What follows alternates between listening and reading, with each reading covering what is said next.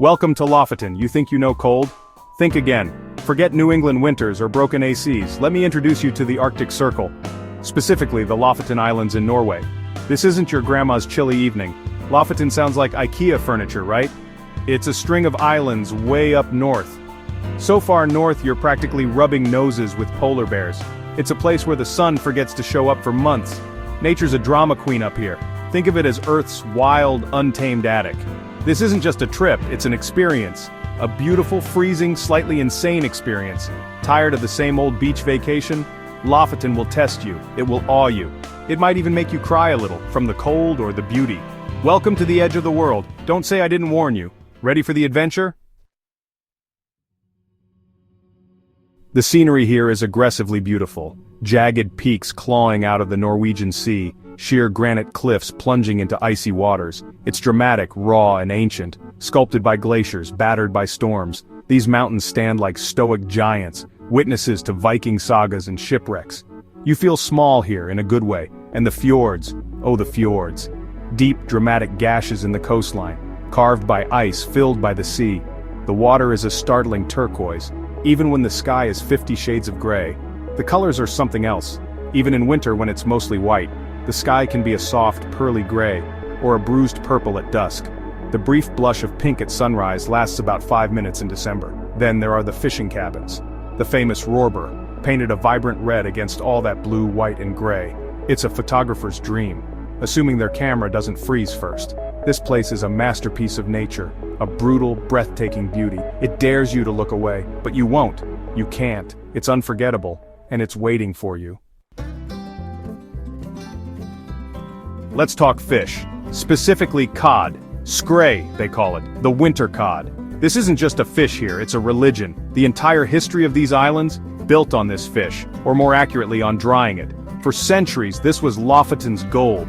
You can't escape the cod. Walk around any village, you'll see them. The drying racks, huge wooden A-frames, covered in thousands of cod hanging like laundry.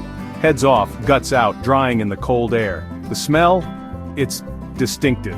An acquired aroma, let's say. The scent of survival and money. The fishermen here are a different breed. Tough as old boots, weather-beaten faces.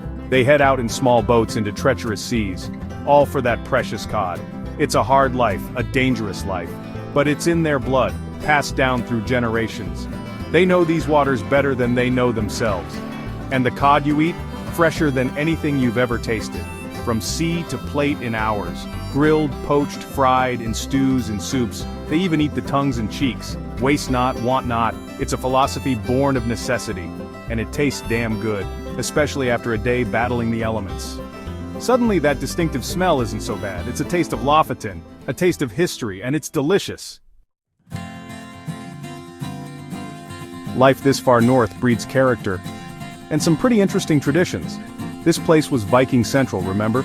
They weren't exactly known for their subtlety, or their weak tea. That spirit lingers. A certain resilience, a dark humor, and a fondness for things that are strong, like their coffee, and their stories. You'll hear plenty of both. Trolls. Yes, trolls, they're a big deal here. Not the internet kind. These are mythical, mountain-dwelling giants. Part of Scandinavian folklore. You'll see troll figurines everywhere, some cute, some downright terrifying. Locals might tell you stories about trolls turning to stone in the sunlight, or causing mischief for unwary travelers. It's all part of the charm, or a way to scare tourists. You decide? Then there's the concept of koselig. It's the Norwegian version of hygge, but maybe a bit more rugged. It's about finding coziness, warmth. Even when a blizzard is raging outside, think wool sweaters, crackling fires, candlelight, good company. And of course, that incredibly strong coffee. It's how they survive the long, dark winters, without going completely bonkers. A vital skill, I'd say. And don't forget the knitting. Everyone knits. Those iconic Norwegian sweaters? Many are still handmade here. Intricate patterns. Warm, durable wool. A practical art form, born from long winters and a need for warmth. The weather in Lofoten. It's not just weather, it's a personality. A moody, unpredictable one. One minute the sun is out, sparkling on the water, almost hopeful. You might even dare to unzip your jacket. Big mistake. Because the next minute, a wall of white.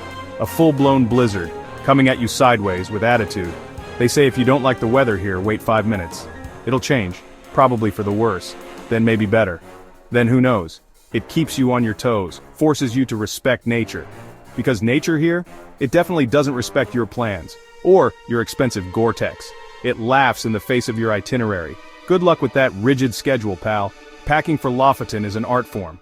Or a desperate gamble. Layers, lots of layers. Wool, fleece, waterproof everything, then more layers.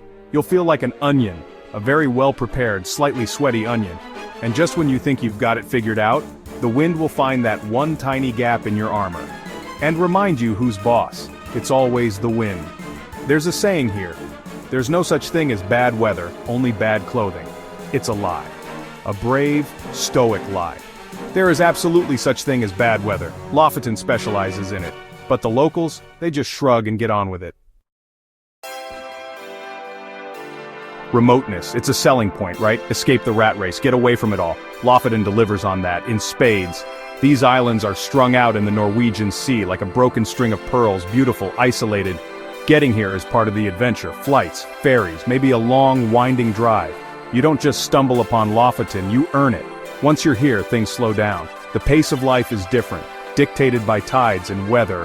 And when the next ferry arrives, there's a quietness here, a stillness you don't find in many places, especially when the wind dies down. For that glorious, fleeting moment, it's a chance to disconnect from the noise, the chaos, the endless notifications. But don't panic, city slickers. It's not completely cut off from civilization. Most places have Wi-Fi, surprisingly good Wi-Fi sometimes, so you can still post those envy-inducing photos, make everyone back home jealous, while you're sipping your scalding coffee and contemplating the vastness of the universe, or just trying to get warm. It's a modern paradox, remote yet connected. Still, there's a feeling of being at the world's end. The towns are small, villages really, clustered around harbors, huddled against the mountains. You don't come to Lofoten to sit around, well, you can, in a cozy cafe with that strong coffee, but you'd be missing the point. This landscape demands exploration, it screams for it. Those mountains, they're not just for looking at, they're for climbing, hiking. Even if it's just a little way up, the views will slap you in the face in the best possible way. The hiking trails range from pleasant stroll to, are you insane? Always check the conditions. Seriously, the weather can turn on a dime, and a scenic path can become a treacherous nightmare. But the rewards, oh the rewards, panoramic vistas of fjords, islands, the endless shimmering sea. You'll feel like a Viking conqueror, minus the pillaging, hopefully just breathtaking, lung-busting beauty. And then there's the fishing, not just for the professionals. You can charter a boat, go out with a local guide, try your luck catching your own dinner. Cod, halibut, pollock, the waters are teeming, it's cold, it's probably windy, you might get seasick. But reeling in a big one, there's a primal satisfaction in that. Or maybe kayaking is your speed, paddling through those calm fjords. Getting up close to the cliffs, exploring hidden coves, it's a different perspective. If you visit Lofoten in the darker months, from September to March roughly, you're in for a treat. Assuming the clouds decide to part. The northern lights, Aurora Borealis, that legendary celestial ballet, it's one of nature's greatest spectacles. And Lofoten is a prime viewing spot, far from city light pollution, under a vast Arctic sky. It's worth losing a little sleep over. Imagine standing in the freezing darkness, looking up, and seeing ribbons of green, sometimes pink or purple, dancing across the stars, shimmering, shifting. It's magical, ethereal, almost unbelievable. No photo truly does it justice. You have to see it, feel it, that sense of wonder. It makes you forget the cold, almost. Spotting wildlife is another thrill, besides the endless cod, of course. Sea eagles are common, soaring majestically overhead. With their impressive wingspan, look for white-tailed giants. Seals pop their heads up in the harbors. Curious, playful, otters can be seen along the shorelines, sleek and quick, if you're very, very quiet and lucky. And yes, moose, the kings of the Scandinavian forest. Though Lofoten is more islands than dense forest, you might spot one, usually in more sheltered wooded areas. So, why Lofoten? Why trade your comfortable couch, your predictable routine, for a place that's cold, remote, and expensive? Where the weather is actively trying to kill you, and the main tourist attraction is dried fish? It's a fair question, especially if your idea of adventure is a new Netflix series. This place isn't for everyone, and that's precisely the point.